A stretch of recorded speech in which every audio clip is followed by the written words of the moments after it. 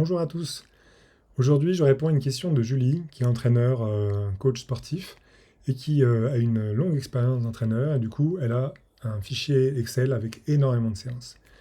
Donc, elle me dit comment je fais pour réutiliser mes séances, comment je fais pour les importer facilement dans Slack. Je veux absolument euh, ne pas perdre le contenu de ces séances.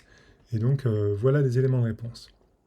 Alors, d'abord, je tiens à dire que dans Slack, vous avez une possibilité de bêtement copier les séances, soit en copiant une séance programmée et en la collant à un autre endroit, soit, quand vous avez vu que vous pouvez déplacer aussi, mais si vous appuyez sur la touche Alt en même temps, eh ben, ça fait une copie.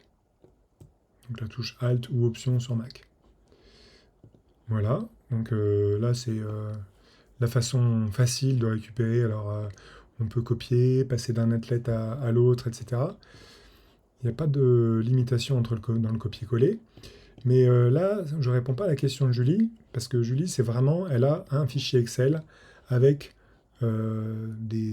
plusieurs fichiers Excel avec plusieurs onglets. Et chaque onglet, elle a des centaines de lignes. Donc là, j'en ai pris une pour l'exemple, mais elle en a énormément. D'autres vont avoir des fichiers Word avec la description, comme on peut voir sur cet exemple. Voilà, donc quoique, quel que soit le format, ce qui est important, c'est de se rendre compte que dans Slack, je vais pouvoir copier une séance, l'intégrer dans mon fichier Word ou Excel, et après la réutiliser. Donc cette copie, elle va me permettre à la fois de garder la séance telle qu'elle est mise dans Slack, et en plus de me souvenir que cette séance, je l'ai déjà mise dans Slack. Donc je fais une petite démonstration. Alors comment faire pour créer une nouvelle séance? Donc on a vu que c'est une séance de Home Trainer, je crée une nouvelle séance de Home Trainer. Je vais aller dans Excel, copier le titre, je reviens dans Slack, je vais coller le titre, ensuite je retourne dans Excel, je vais copier la description, et on voit que la durée et l'effort, c'est 1 heure et 3 sur 10. Donc je retourne dans Slack, je colle la description, effort attendu, c'est 3 sur 10, et durée 1 heure. Donc voilà, ça va relativement vite, mais c'est pas très pratique parce que une fois que j'ai fait ça, dans mon Excel, si je fais rien, je me souviens pas que je l'ai déjà fait, et donc je vais faire du travail inutile. Donc ce que je propose à Julie, c'est dans Slack, d'aller copier la séance, et tout simplement d'aller la coller dans une petite case qu'elle aura réservée à cet effet, dans son tableau Excel. Alors, si je suis sous Word, je peux faire la même chose. Je vais mettre un paragraphe en dessous, que j'appelle Slack, et je mets le contenu de ma séance.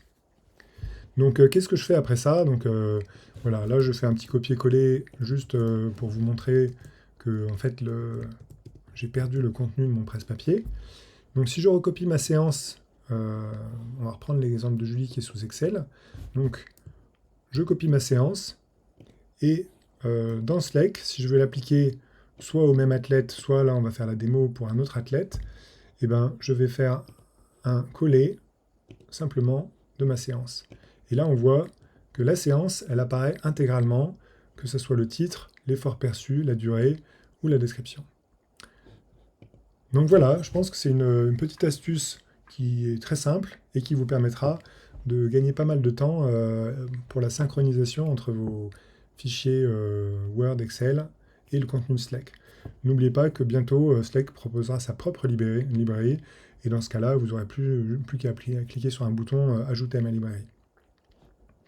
Voilà, j'espère que ça vous aura plu, et n'hésitez pas à poser d'autres questions sur le site. Comme ça, on aura plein de réponses à vous apporter dans ce genre de vidéo.